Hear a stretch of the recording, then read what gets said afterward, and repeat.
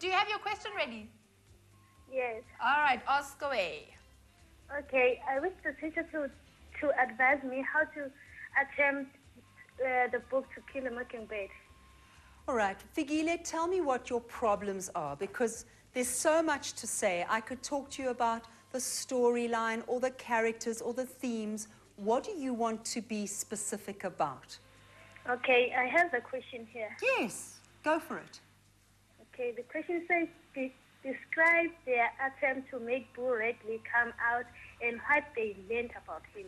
All right, so what that wants is just the story. So my first advice to you is really know your story well.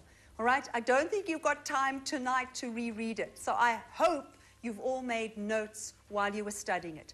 Right, remember the children want to make Boo Radley come out, and above all, it's Dill who wants to do this. So how do they do it? Think about what they do. Do you remember they've got a fishing rod with a line, and they kind of hang it over the house to try and get him to take notes. They actually creep up one night, coming round the back of the house. They creep up to look through his shutters. They try in various ways to persuade him to come out of the house. All right? And Dill is so interested because he seems such a strange character, such a weird person. And he wants to see him because nobody has seen him for so many years. All right? Okay. Okay. Anything else, Figile? Nothing else. All right. So remember, you need to know your story. Then you need to know your characters. If I say to you, what kind of a father is Atticus? Do you think he's a good father? You need to be able to say yes or no and tell me why. Tell me about Jem. Does he grow? Does he change? What about Scout? What is she like? She's a little girl. What is Dill like? Why is Dill so full of imagination, full of fantasy? What makes him like that? What are the people in that town of Macomb like? You must know the trial around Tom Robinson. That is crucial. It is the key. But remember, they all tie together, the bits of the story. The children and Boo Radley ties into the whole issue with Tom Robinson because Bob Ewell is involved in accusing Tom Robinson of rape. As a result, Bob Ewell goes after the children. As a result, Boo Radley saves them. So the stories are intertwined. Know your story, know your characters, know your themes. Okay? Okay. Thanks, Fikile. Good luck. All right, go well. I'm sure she's going to be well. We've got another caller. We've got Silas. Hello, Silas. Hello. Oh, Silas, do not waste any time. Let's get into the question. Hello. Yes, tell me your question, Silas. Yeah, I have a problem. Nothing but the truth. Yes? I want to know about Miss Theater.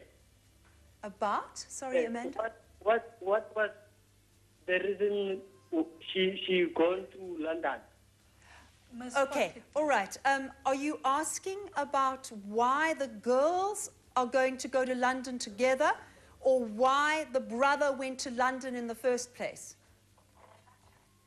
Are you asking? All right, let's just, yeah? She gone to London at the first place. Okay, if you remember, the brother is an activist, and you know what the police were like. They were after the activists. So as he becomes more and more well-known, the police want to arrest him.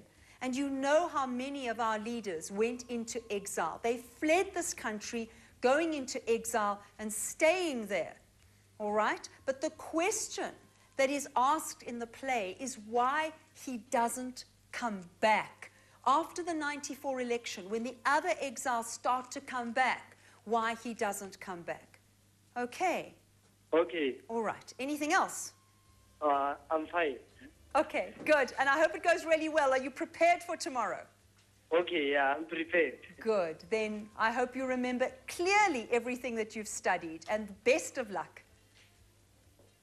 Okay. Right, can we go on with our questions? So we're back to the visits. Right. Now look at a question like this.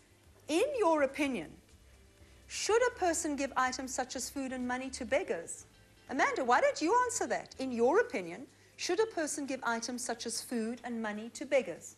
Well, I think that would be a very, like it would go on a person's opinion or whatever. I personally just don't believe in giving things away. I think you have to work for whatever you have. So. All right. So has Amanda answered enough for 3 marks? Not yet. Listen to what she said.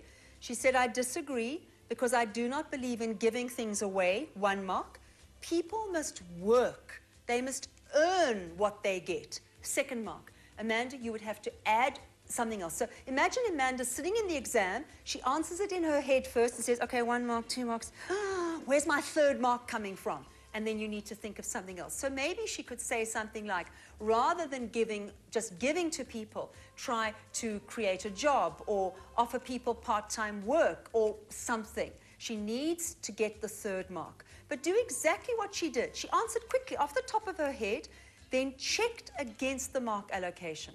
And this is going to happen right through your English paper tomorrow. Whether you're FAL or home language, you're going to be asked for your opinion and then support your answer.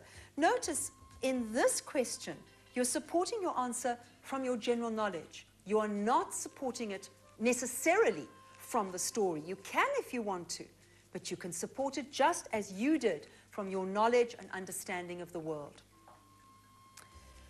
Then we've got the next passage. Let's have a look at the question.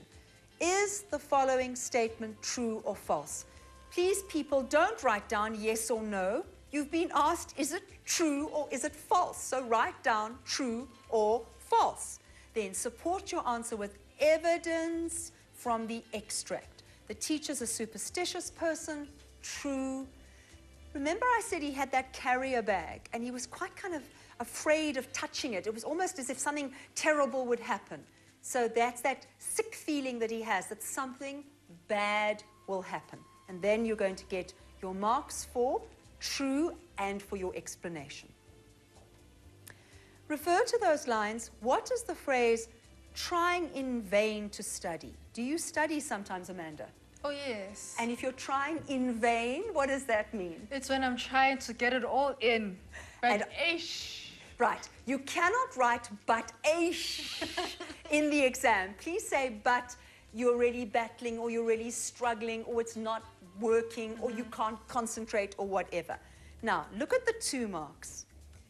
What does it suggest about the student is that he's battling to study because trying in vain means that the studying isn't going well and he can't concentrate.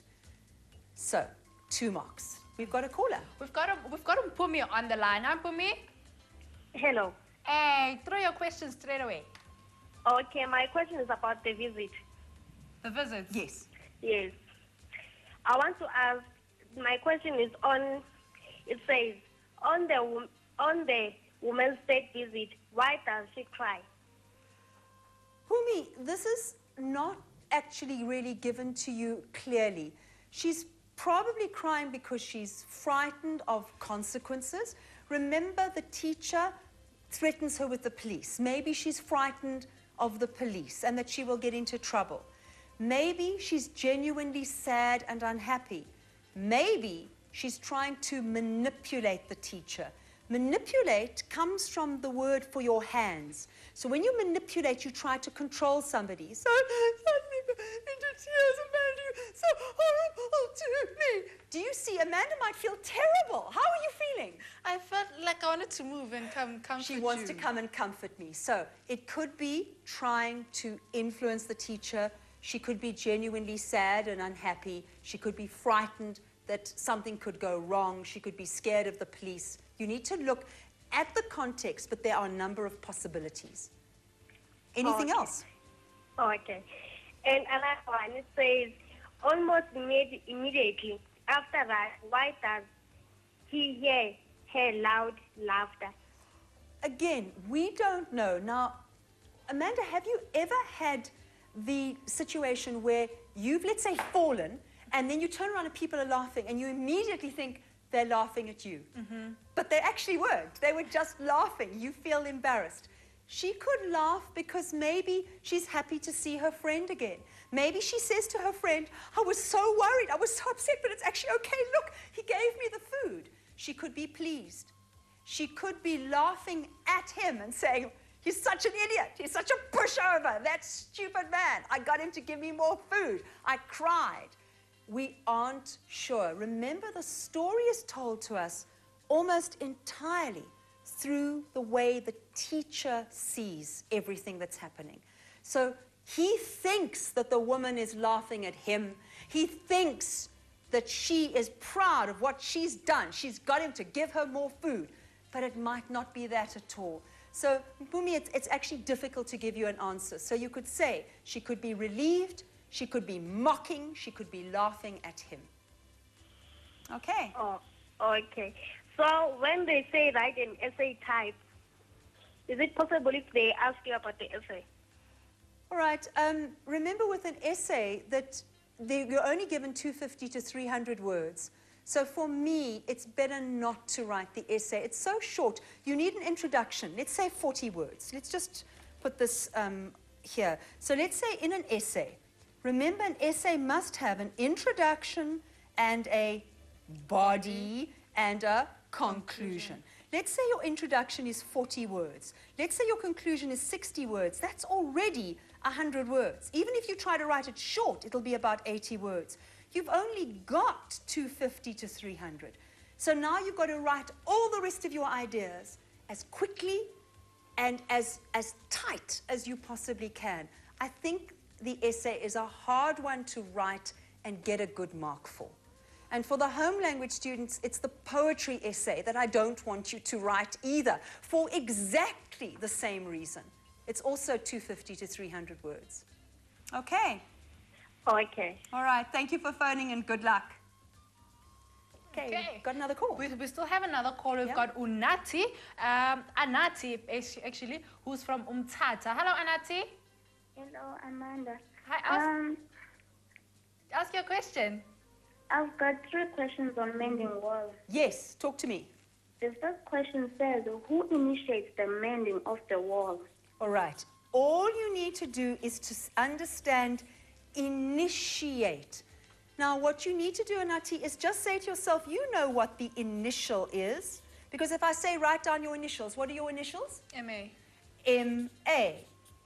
So an initial, MA, it's the first letter in the word. So who initiates means who starts it. And it's simple. He says, I let my neighbor know beyond the hills. So the speaker initiates it. What's your second question? Okay, my second question says, why is this ironic? All right, now remember irony. You say, this is what it seems, but this is something else. So here, it seems as if the speaker wants to rebuild the wall, but in fact, he doesn't like the wall. So it's ironic because he says to the neighbor, come, let's go and rebuild the wall. But in fact, he doesn't want to build that wall. All right, so there's your irony. He's actually against the wall, but he's the one who suggests building it. All right. Okay. And the third question? And my last question says, mention 2 challenges the neighbors face while repairing the wall. Okay, hang on a second. Just say that again. Mention 2 challenges the neighbors face while repairing the wall. Okay, remember your challenges are things like the rocks. Let's just draw them. We're told that some of them are loaves, so they look like loaves of bread, and some are balls. So how do you get them to balance? That's one challenge. And another challenge is that the wall keeps on getting broken. There are gaps, even 2 can pass abreast. So there are gaps in the wall that 2 people, and that you might say. But you know what I think the other one that they want is we wear our fingers rough with handling them, that their hands get sore. I would go with the shape of the rocks, and I would go with the roughness of the rocks. I think those are the 2. Okay, thank you for phoning. It was great to talk to you. Best of luck. Thank you. Right. Alrighty, and I'm sure that we've answered